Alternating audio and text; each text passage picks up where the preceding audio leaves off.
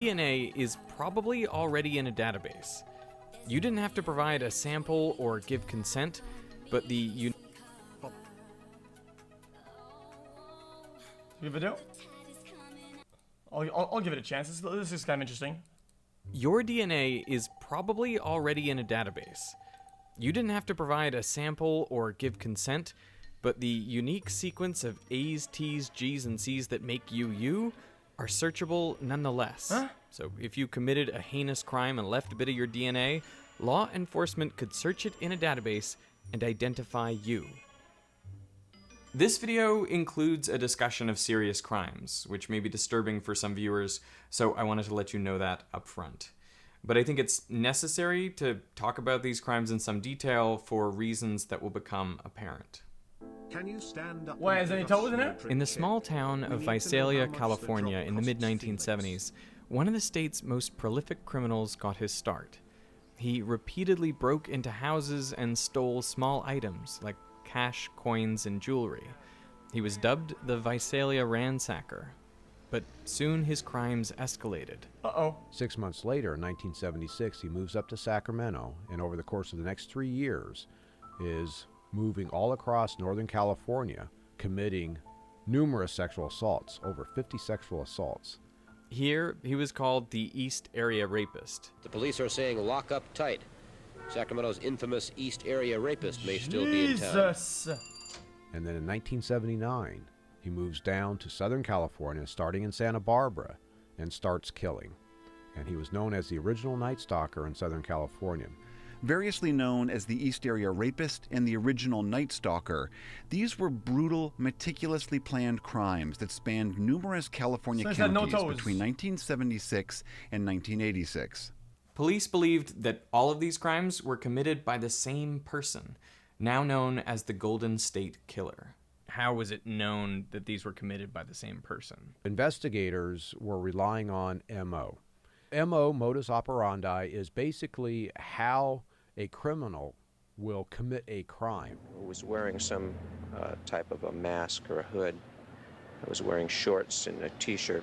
The Golden State Killer had a very distinctive MO. What he would do is he would break into a house with a gun, a house with a man and a woman. He would tie them up, tell the man, I'm going to put plates on your back. If I hear those plates move, I'm going to kill your wife and then kill you. Take the wife into another room and sexually assault her. Then he would go through the house no toes for here.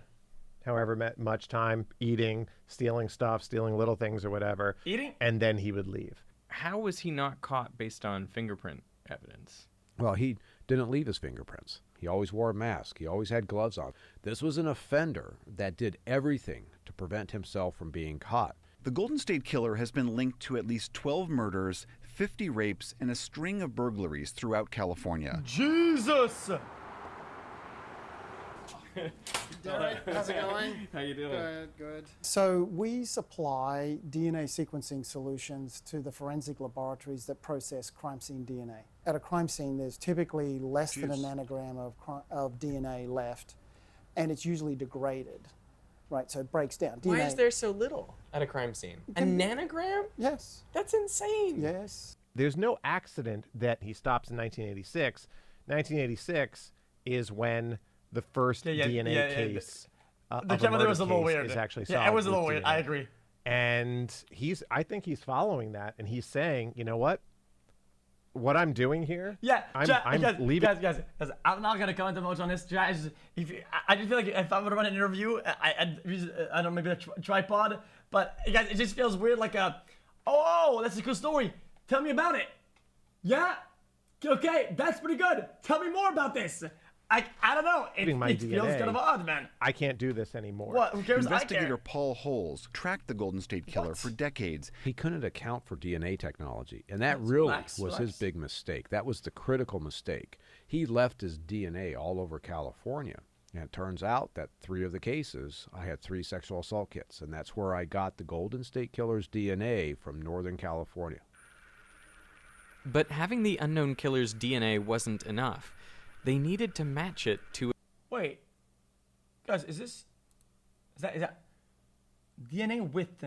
a known sample. This is CGI, right? In 1990, the FBI started work on what would become a national genetic database. It mainly stores DNA profiles from convicted criminals and persons of interest. It's called the Combined DNA Index System, or CODIS for short. In each of your cells, there are 23 pairs of chromosomes, one from your mom and one from your dad. And at particular places on some chromosomes, there are short sections of DNA that repeat, like AATG, AATG, AATG, and so on. These are called short tandem repeats, or STRs, and different people have different numbers of repeats. Forensic labs produce STR profiles by counting up the number of repeats at each location. Initially, there were only 13 places on the DNA where STRs were counted, but in 2017, that was expanded to 20. It feels to me like that's not that much information. Yes. It isn't. But the chances of two people having the exact same number of repeats at all locations is incredibly small. My brother is playing video games. The CODIS database now contains over 18 million STR profiles. Golden State Killer's DNA profile has been up at the National DNA Database that's run by the FBI called CODIS since 2001 and has been searching ever since with no hits. We did Interpol searching, trying to search other countries' DNA databases, thinking, well, maybe it came from out of the country. That's why, after all this time, this we is interesting. I'm yet enjoying this to a lot. be able to identify him. And obviously, we didn't get any hits. But genetic sequencing technology was advancing rapidly. The Human Genome Project was completed. Since 1986, scientists had been mapping and sequencing the 3 billion nucleotides contained in the human genome. It's anticipated that soon private companies began offering genetic tests directly to consumers, and they provide far more genetic data than what's in the CODIS database. I traveled to Houston, Texas to visit Family Tree DNA headquarters. Well, guys, I guess I always wondered, what am I? And we'll start talking about the life cycle of a sample. There you go. Thank you. These samples, what are they? So they're cheek cells. They just scrape the inside of their cheek, they put a cap on, and they send it back to us. It's like a robot ballet. Yes. So for DNA extraction, we need to remove all of the protections that are on the DNA and just separate it by itself so we can do testing on that. Instead of looking at 20 places on your DNA, these tests examine 700 to 800,000. The Family Finder test is based on what's called a microarray. And this is what a microarray looks like. Each one of those boxes is an individual. We can fit 24 individuals on here. And within that box is about 710,000 positions of your DNA that we're measuring, we're getting data for. 710,000? Yes, and they're called SNPs. So hang on, that's like 710,000 individual bases, like ATGC. Yes. For each person, you can measure 24 on that single chip. Correct. The human genome consists of 3 billion bases. All people share about 99.9% the exact same DNA, which means, on average, only about 3 million bases differ from person. I want to know the. Okay, I'll just keep watching. These individual letter changes are known as single nucleotide polymorphisms, or SNPs. So on there, are there a whole bunch of like little pieces of DNA then? Yes. So what we have is a short piece of DNA that is specific to one SNP. So it's one position in the genome where we know there can be a difference. Okay. Is there any example of a simple SNP that, confers some sort of... Actually, blue eyes is a single base change. Really? Yeah. So everyone with blue eyes has this one letter change. Mm-hmm. You can see now it's starting to scan the first box. The results of your 710,000 SNPs can tell you about your geographic ancestry or possible medical conditions. But I want to take a test like this. I think it'd be kind of good. I think it'd be cool content too. I want to know more, man. It can also quantify how related you are to someone else. The genetics of having a kid are a bit like cutting 2 decks of cards together. The resulting deck will share about half its cards with each parent, and there will be long sequences of cards. Well, I get it. It would be 50% successful, 20% hot, 15% fashionable, 5% charisma, all that. But I want to know like more like where I'm from and whatnot. Which match identically. That's what I'm really looking for. Sequences in each parent. Now, if this deck has a kid, well then its offspring will share only about a quarter of its cards with each grandparent, and the sections of identical cards will be shorter. And this is how it works with DNA. The more closely you're related to someone, the more DNA you share, and the longer the blocks of identical DNA are. But to compare the DNA of two people, you don't need to read every letter. The SNPs are sprinkled throughout the DNA roughly every 2,000 bases.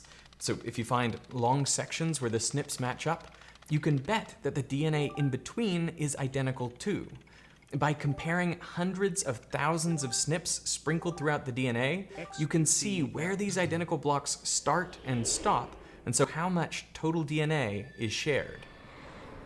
Everywhere that is highlighted in blue is where I share DNA.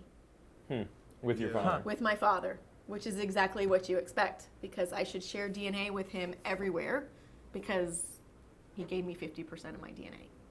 So this is a second to third cousin. I have no idea who this person is. And you can see here, we are definitely not as closely related as me and my dad, because where the blue is, those are the only regions of the chromosome where we share DNA. We all know that these genetic tests can help identify our relatives. But the question is, can you do the same thing with law enforcement databases? Can you identify family members using the CODIS database? You can, and it's only limited to really first order and second order relatives. That means if I'm looking for the Golden State Killer, I'm looking for either his father, his brother, or his son.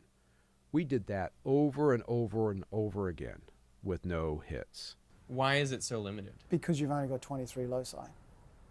If you want to do proper kinship analysis, you need to have more points assessed on that genome to see how related you really are.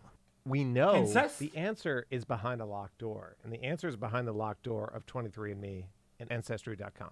We know that they have millions of profiles. Somebody Hungarian family name, but never knew you actually are half Hungarian. Yeah, I don't speak Hungarian. It's just my grandfather. Can you say anything in Hungarian, please? No. Related to him, a second cousin, I would guess, would be in there. Sure. And that was very hard to deal with. You know, that the answer is there behind this locked door.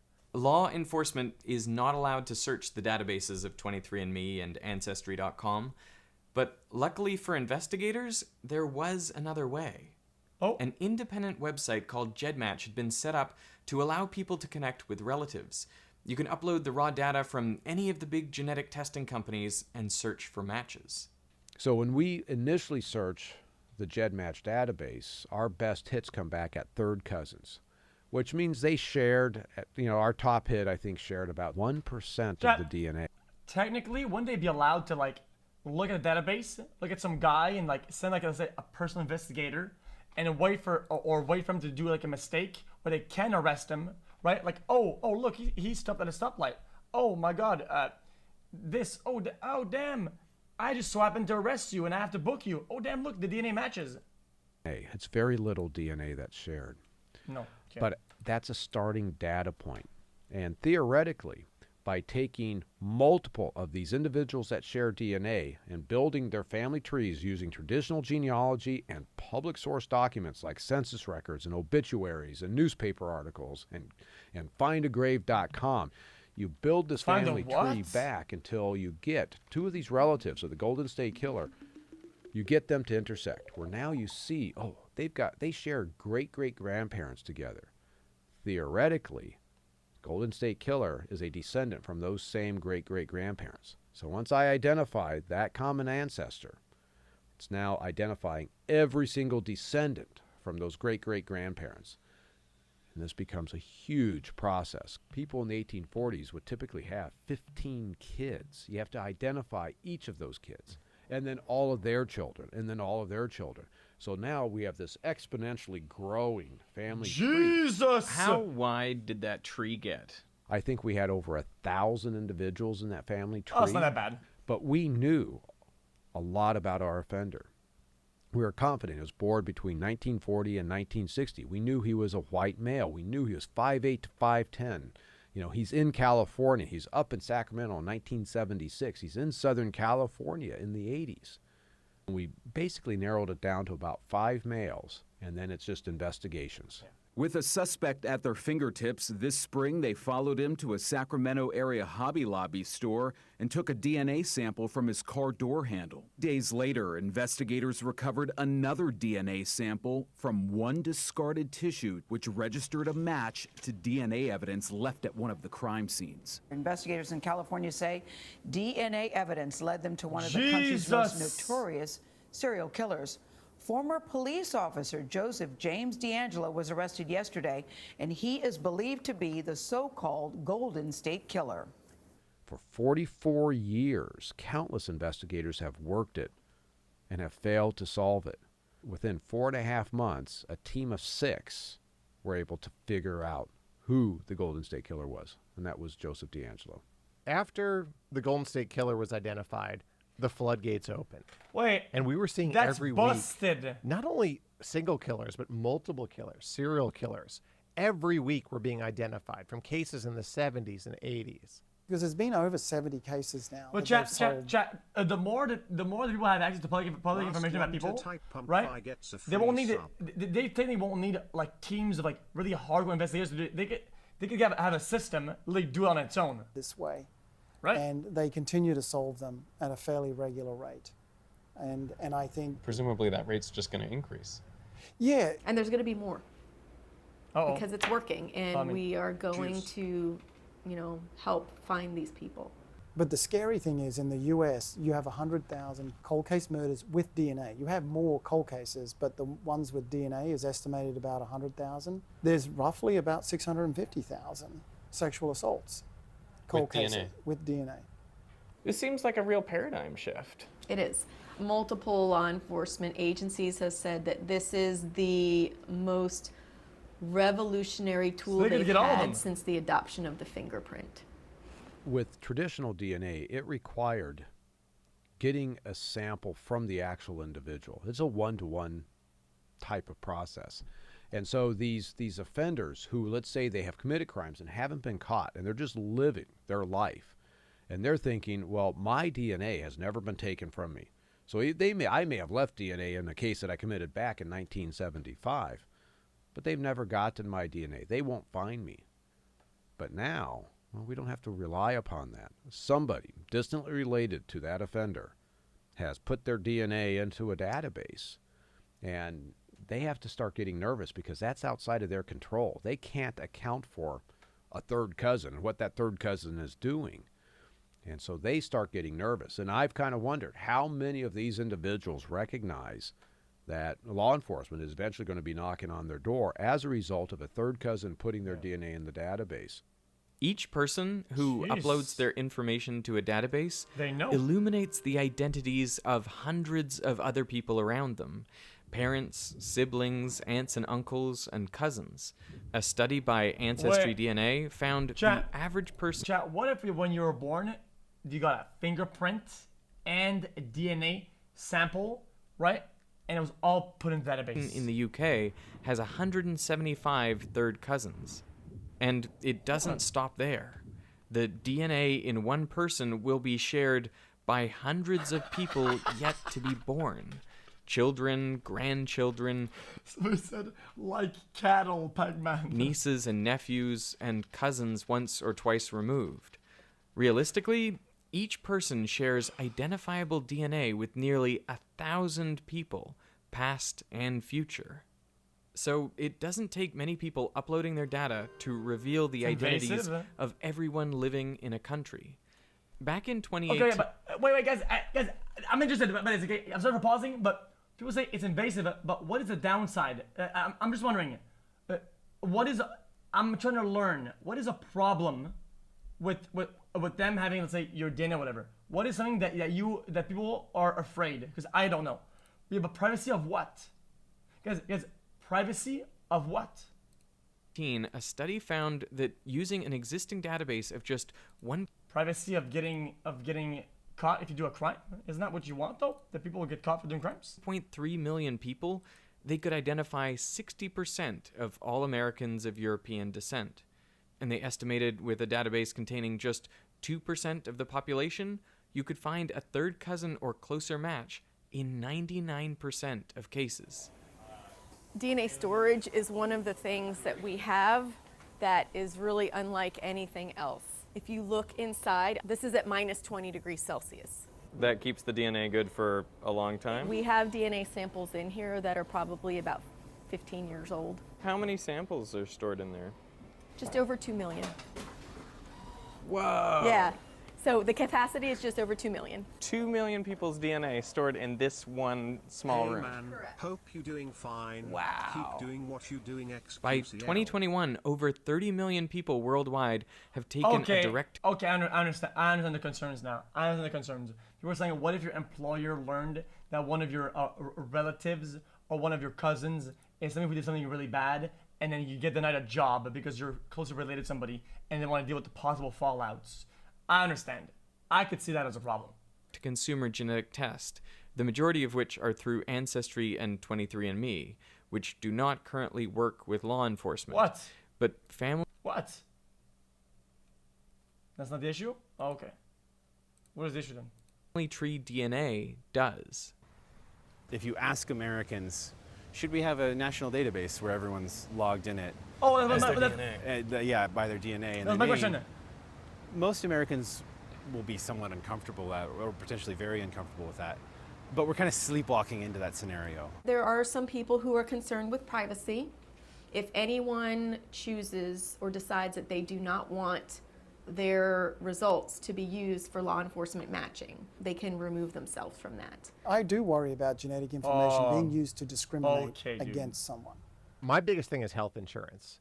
I worry about if you have somebody's DNA profile deleting and some laws enacted, it's in the wrong hands, and they say, I mean, like, guys, this isn't fucking 1960 anymore, dude. I don't think there's such a thing as deleting. This person has a proclivity, they're headed towards Parkinson's, they're headed towards this, they're headed towards that, and then rates skyrocket. What? That's the biggest place that I see as a privacy concern.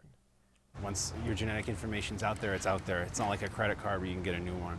Yeah, you're giving away something that you don't know what it can do. Well, yeah, our information isn't ours in the first place. Like, right. I missed it. What did the guy say? I wasn't listening. Concern. Rates skyrocket. Parkinson's. They're headed. This person has a proclivity. They're headed towards Parkinson's. They're headed towards this, headed towards that, and then rates skyrocket. That's the biggest place that I see. More? And I worry about if you have somebody's DNA profile and some laws enacted, gets into the wrong hands, and they say that this person has a proclivity, they're headed towards Parkinson's, they're headed towards this, headed towards that, and then rates skyrocket. That's the biggest place that I see as a privacy concern. Oh, that's bullshit. Once your genetic information's out there. I understand now. What it can do. Well, yeah, our information isn't ours in the first place. Like, right. Our information is shared. Yes, with your relatives. Yes. And although you may be adverse to this sort of thing, if they've already done it, insurance is so fucking scam. In society today, you very clearly have two camps. There are those that are very comfortable having their genome available to be able to be searched for law enforcement purposes, and there are others that are not comfortable at all. And that's okay. The problem is, of course, those people who don't want theirs to be searchable could have their DNA uploaded inadvertently by their relatives. Do you know what I mean? So, like, if I don't want my DNA to be searchable by law enforcement, but my sister uploads hers, he's done so. Almost as good as me doing it myself. Right now, Family Tree DNA's policy is we will only accept samples from law enforcement. It narrows the search. Under certain circumstances. It has to be a sexual assault, identification of remains, DNA recovered from the scene of a homicide. And we also do child abductions. So if there's a child that's kidnapped and there's DNA evidence, we will process the DNA so they can try to find out who the abductor is. Those are the only cases that we will accept. Got it. Unfortunately, now GEDmatch has flipped off the switch. And GEDmatch has actually said that you're not allowed to have your information searched without opting in. Right. Was that decision by GEDmatch a direct result of this Golden State Killer case? No, it wasn't. No. You want to tell the story? You know, it had to do with a Utah case. Where an elderly woman was playing the organ in a church. And there was an individual who broke in and assaulted her. But it wasn't a sexual assault, but it's a serious crime. I believe tried to strangle her and left her for dead. I believe he thought that, you know, she was obviously dead and left. The police, I believe, approached GEDmatch because that they were concerned that he was going to recommit other crimes. But GEDmatch's terms of service said they would only help law enforcement in cases of rape or homicide. Her problem was that she didn't die. Because if she died, then... If she died, it would have fit the conditions, and they would have uploaded the sample because it met the terms of service and everything. So what happened? They didn't? They didn't take that case? They did. They subsequently caught the individual from that search that they performed on GEDmatch. But people within the genealogy world kind of got their passions inflamed, saying that is stepping outside of what this tool should be used for. And they ended up putting a lot of pressure on GEDmatch. They flipped the switch because they got freaked out. But at the end of the day, it was a violation. It's still attempted, though. And I think ultimately led to a good thing. Everybody got zeroed out, and then everybody gets to sign back in. Subsequently, GEDmatch was sold to Verigen. I can tell you, a new user today, when they sign up for GEDmatch, about 73% of them are signing up to allow law enforcement to search. We're pretty happy with that. Yeah. I mean, that's a high number. It's a high number. And it suggests that people want that, in a sense. How many second cousins or third cousins do you know? You know what I mean? You don't know that many of them. Without even knowing I don't know that is what you're helping justice. You're helping a victim's family get a little bit of peace. Not closure, but a little bit of peace. They get an Why answer. not? Partly, you could make an argument that if you want to be an activist helping catch criminals, one of the best things you can do is like encourage everyone you know to be tested and put in the database. Correct. And, you know, there are millions of people who have tested at other companies that are not working with law enforcement.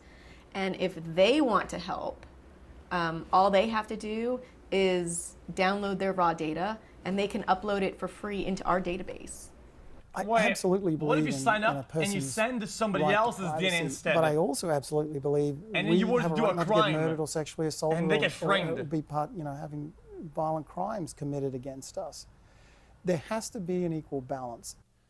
That scale of my privacy has been taken because of a third cousin has been identified versus a mother who's talking about her daughter has been murdered, that scale is way the hell like this. Wait a minute. What? Just, I mean, doing crimes are illegal too. That's. We're at a point now Why, where you think somebody who's going to do a robbery or a kill is above sending the wrong information? in many ways technology has kind of outstripped where the laws are. I truly believe that ultimately this tool and all the concerns with it will probably end up in front of the nation's Supreme Court, and there will be a decision. My bottom line message, if you're going to make a decision, if there's going to be laws restricting law enforcement to use it, make sure that you're making an informed decision and not assuming what it is based on its DNA and genetics and law enforcement. Assuming is what we do, though. It really isn't what you think it is. I got to keep a couple million people happy so that I have access to the identities, kind of, in a sense. In a sense, right? Of millions, hundreds of millions of people. Right. Right. That's a pretty selective sample. These are people who are willing to give up video. information Yes. to find. Guys, that was a good video. Guys, I enjoyed it. It is pretty much over at this point. I want to know what that was about, and it was good though. I actually enjoyed it. Thanks for linking it. Okay, that was actually good though.